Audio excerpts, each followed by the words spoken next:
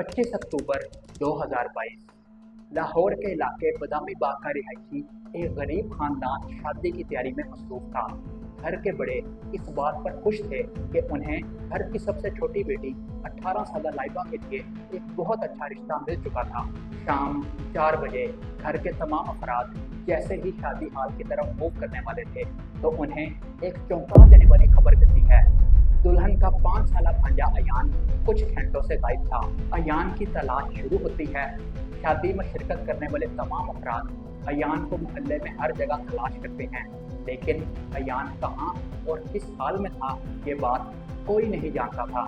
ठीक 18 घंटे बाद अयान की लाश ट्रेन की पटरी से मिलती है।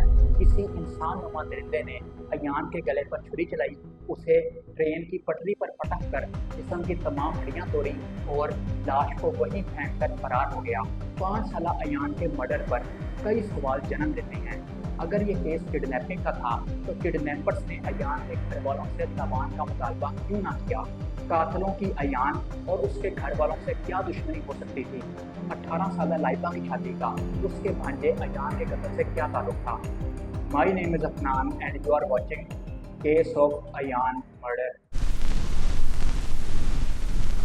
जिस दिन अयान का अगवा हुआ ठीक उसी दिन मोहल्ले में एक और बच्चे की मिसिंग रिपोर्ट दर्ज होती है, लेकिन वो बच्चा थोड़ी देर में ही सेफ्टी अपने घर वापस आ चुका था।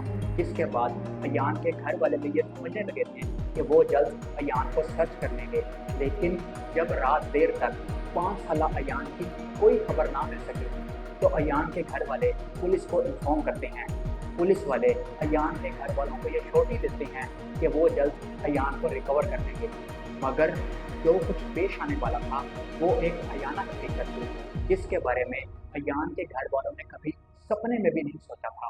26 अक्टूबर सुबह 8 बजे एक शख्स पुलिस को फोन पर यह इतला देता है कि ट्रेन की पटरी के करीब एक बच्चे की लाश पड़ी है।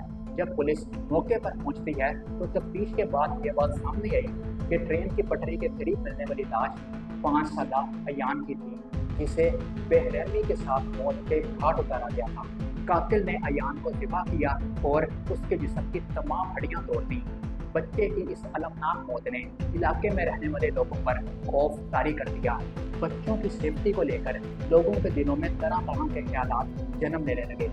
लाहौर पुलिस पर कातिल को पकड़ने का शदीद दबाव था, लेकिन पुलिस के पास कोई ऐसा सबूत मौजूद नहीं था जिसके चलते पुलिस अयान के कातिल को फौरी पकड़ पाती। लेकिन फिर पुलिस के हाथ एक सीसीटीवी फुटेज लगती है जिसमें अयान को 25 अक्टूबर की दोपहर 3:30 बजे एक आदमी के साथ रोड पर कहीं जाते देखा गया। फुटेज को देखकर यूं लगता था जैसे अयान उस शख्स को अच्छी तरह से जानता है। क्या ये शख्स उन मेहमानों में से था जिन्हें अयान की खाला लाइबा की शादी में शिरकत करना थी? पुलिस डिफरेंट एस्पेक्ट्स पर इस केस की जांच कर रही थी कि इसी दौरान अयान के घर वालों ने सीसीटीवी फुटेज में दिखने वाले शख्स को पहचान लिया। ये आदमी इलाके में फलों का स्टॉल लगाने वाला निशान उर्फ गुड्डू था। एक फल फरोश की 5 साल बच्चे से क्या दुश्मनी हो सकती थी?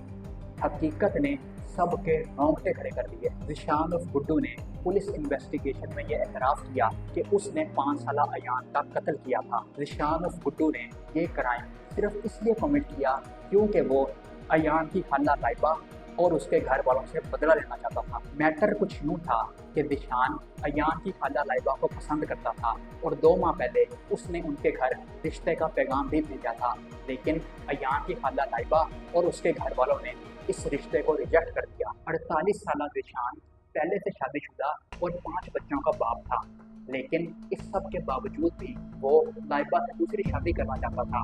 इनकार के बाद उसने ये ठान लिया कि वो लाइबा और उसके घर वालों से बदला लेगा।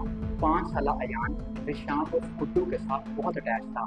निशान उर्फ गुड्डू अयान के घर के करीब फलों का ठेला लगाता, वो अयान से ठंडा पानी मंगवाता और ज़रूरत पड़ने पर अयान की फैमिली और निशान एक दूसरे की मदद भी करते थे।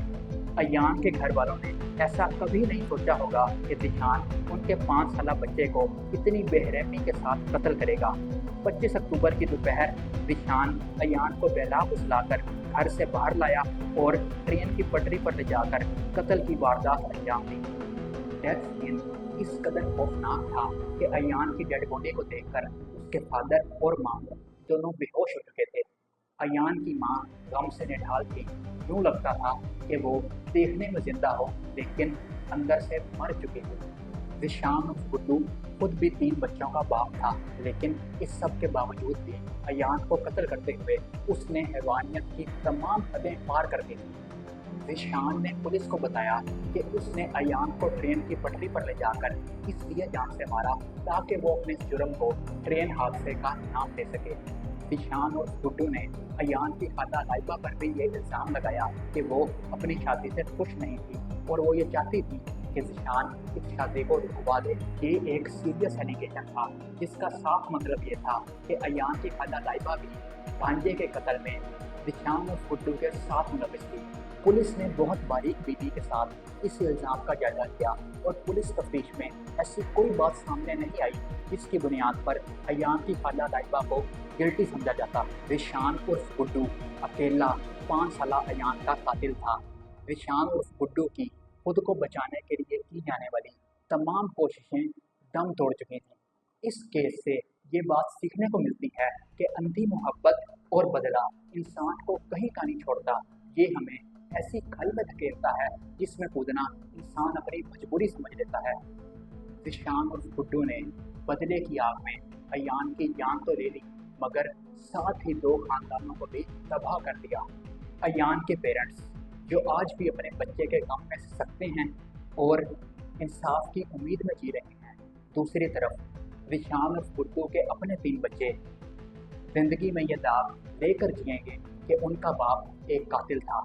इसी के साथ अपनी आज की वीडियो को यहीं पर एंड करते हैं। अगर वीडियो पसंद आई हो तो वीडियो को लाइक करें और हमारे चैनल हूज़ इवल को सब्सक्राइब करें।